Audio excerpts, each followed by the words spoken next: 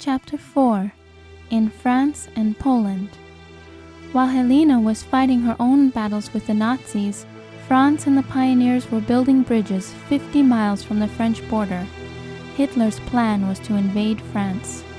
The French, of course, had long anticipated something like this. For the past 11 years, they had been reinforcing their border areas with a series of forts stretching 87 miles. This was the famous Maginot Line, the most expensive, most elaborate network of fortifications ever built.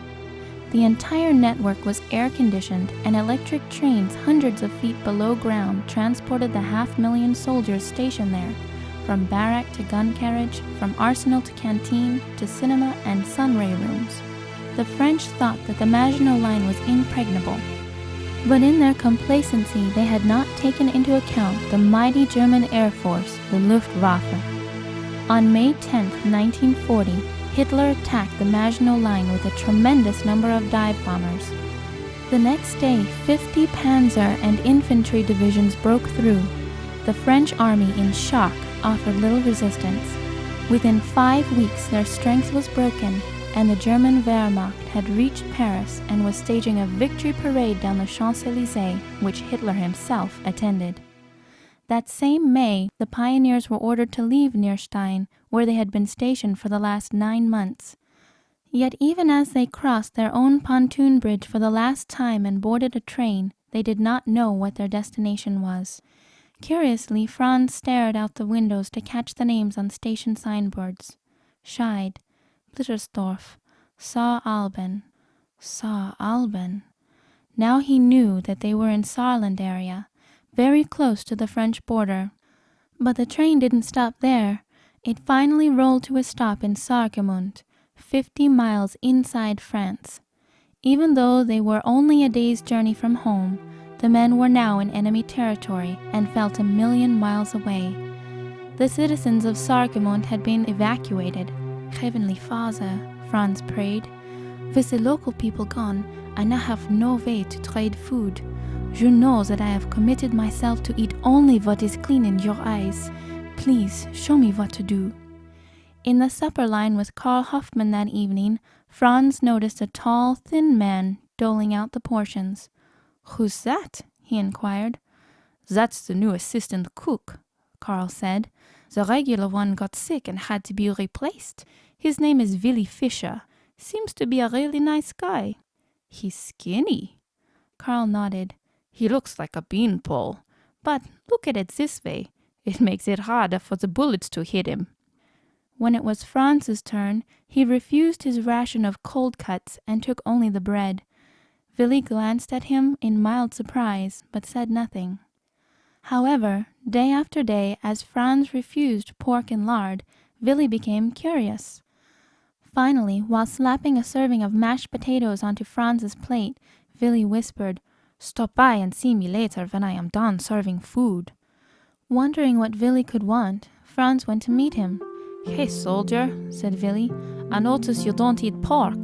Do you have a health problem? No, I'm a Seventh-day Adventist and I follow the health laws that God gave us in the Bible. Willy raised his eyebrows. He stared at Franz for a moment. Well, he finally said, I don't know anything about that, but I don't want you to have to go hungry. He glanced left and right and lowered his voice. I'm going to help you out. All you have to do is to arrange to go through the line last, and whenever we have pork or lard, I'll give you something else as a substitute, if I can. True to his word, instead of 2 ounces of butter twice a week, Willy gave Franz 4 ounces every night. When sausage or cold cuts were served, Franz got a double portion of cheese, or occasionally a can of sardines. Evidently, God had chosen Willy to take care of his diet. The pioneers were ordered to build bridges across the rivers Blies, Saar, and Moder, as well as many of the smaller tributaries and canals in the area. Courage was high. After spanning the Rhine, these small rivers were child's play. However, they soon discovered new challenges. As they probed the bottom of the Blies for the best location for the placement of the trestles, they were stunned by a deafening roar, followed by a fountain of water that shot high into the air. The French soldiers, during their hasty retreat, had still taken time to plant water mines in the French waterways. Now the pioneers had to employ minesweepers before any building could commence, and German guards patrolled the riverbanks at night to prevent further trouble. As part of the occupational forces in France, the pioneers had to inspect and patrol all dwellings to make sure no French soldiers were hiding out. Looting was forbidden, but when no one was looking, the soldiers filled their pockets with whatever they could carry away. At night, Franz was shocked when he saw the jewelry, watches, and other trinkets the men had stolen. Proudly, they compared their loot as they bragged about discovering the homeowners' secret hiding places. Franz felt he had to say something. "You're upright men at home," he said. "You have wives and children. At home you wouldn't steal. Don't let the war change your values and cause you to become thieves here. What would your families think of you?" The men turned away shamefacedly and began to undress for bed in the strained silence. As he himself undressed, Franz felt a small, unfamiliar shape in his pocket. What could it be? He reached into the pocket and drew out a small spool of thread. Where had he picked that up? Suddenly Franz remembered, and his body turned warm with shame. That morning he had entered a little gray house. He'd searched the kitchen and bedrooms and had found nothing, just a moldy, half-eaten loaf of bread, bureau drawers pulled open, beds unmade, all signs of a hasty departure. He had ascended a narrow, creaking staircase and was searching the attic when he discovered a little girl's half-finished dress in a sewing machine.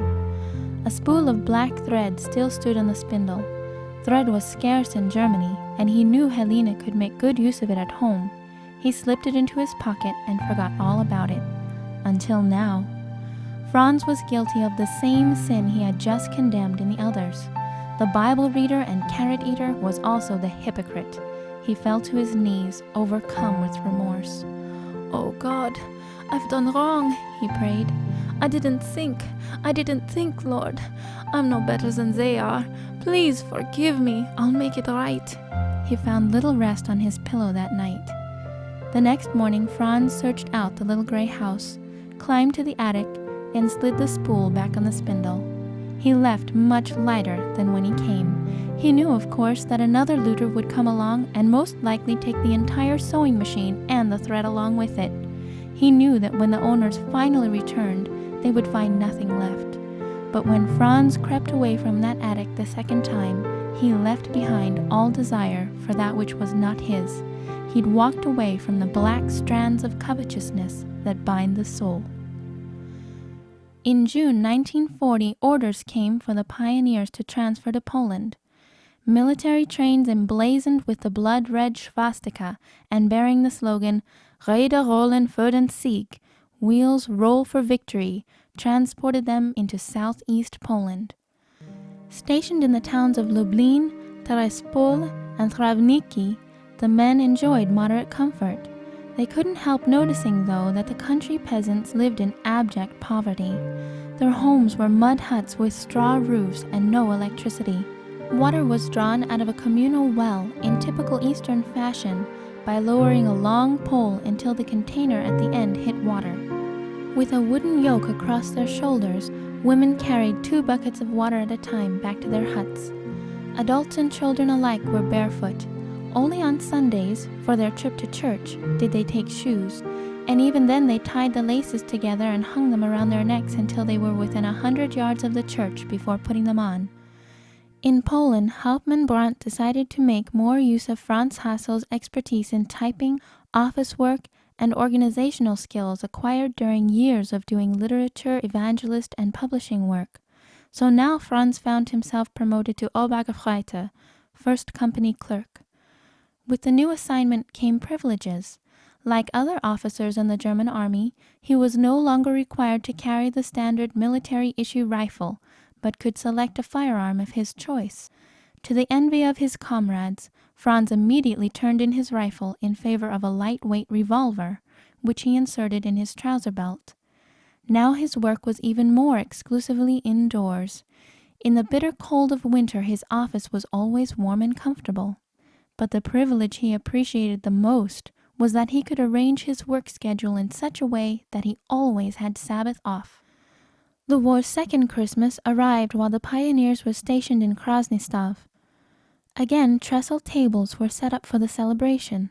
Each soldier received a raisin-studded Christmas cake and a bottle of wine. This time, however, Franz didn't have to bring his own drink. By his place stood a bottle of grape juice. However, the military mood wasn't optimistic. Last Yuletide, everyone had been mildly surprised that the war wasn't over. This time, there were definite signals that the end was not in sight. Even though Germany and Russia had signed a non-aggression pact, dark rumors seeped through the ranks. Hitler was planning an attack on that country. And there was all too ominous evidence to support this.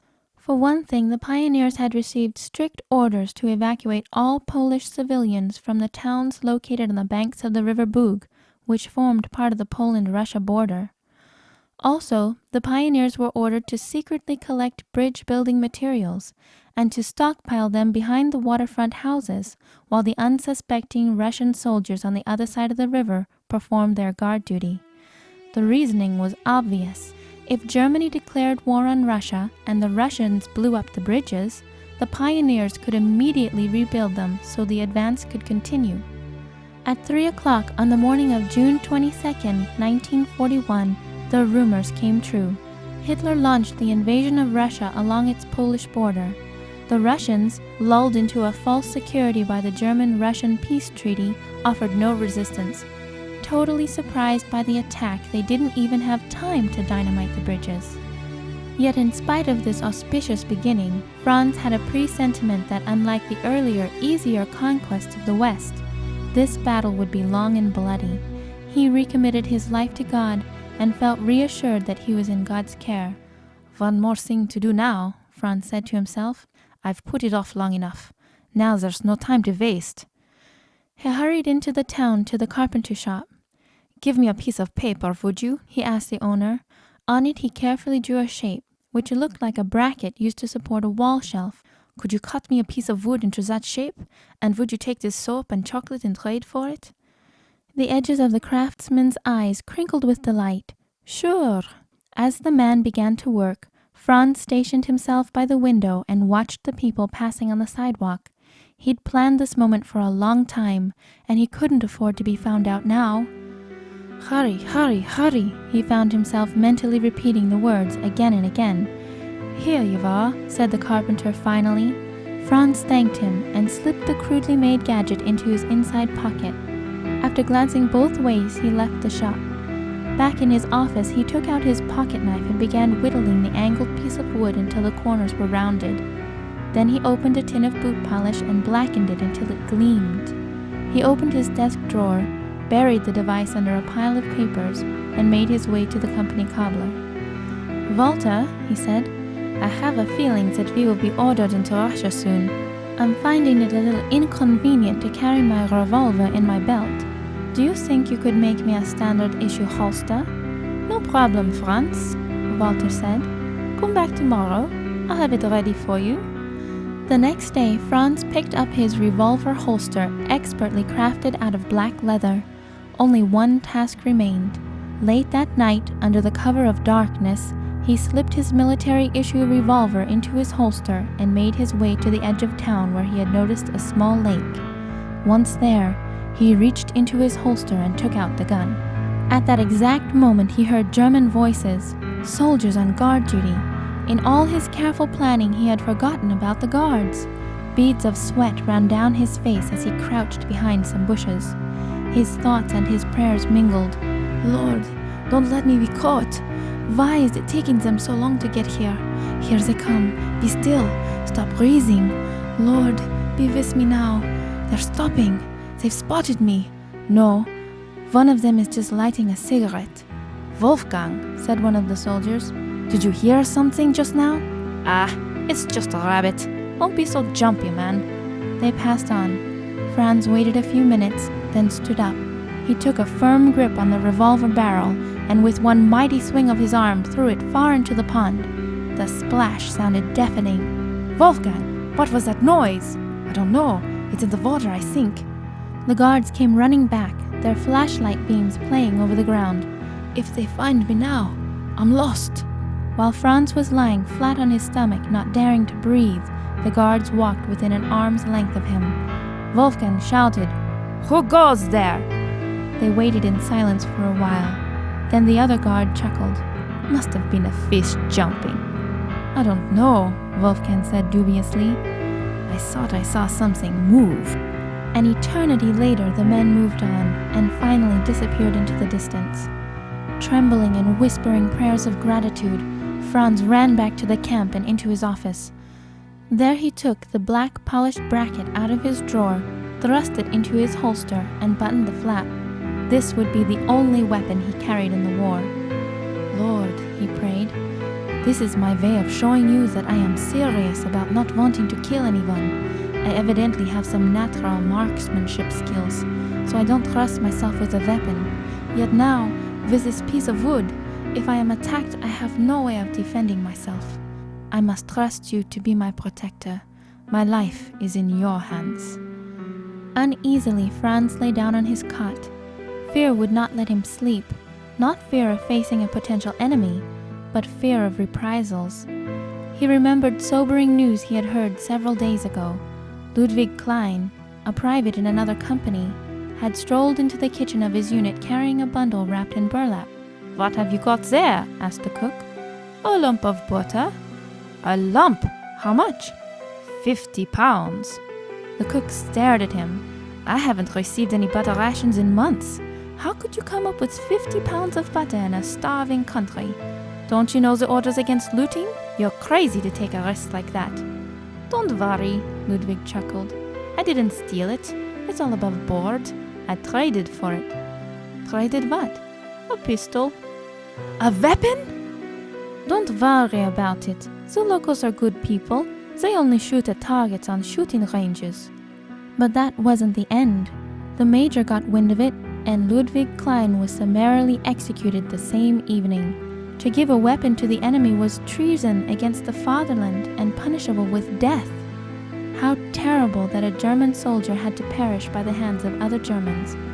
Franz knew that if he were found out, he would meet the same fate. Crying out to God again, he finally fell asleep. On June 30th, the awaited order arrived. The pioneers were to enter Russia the following day.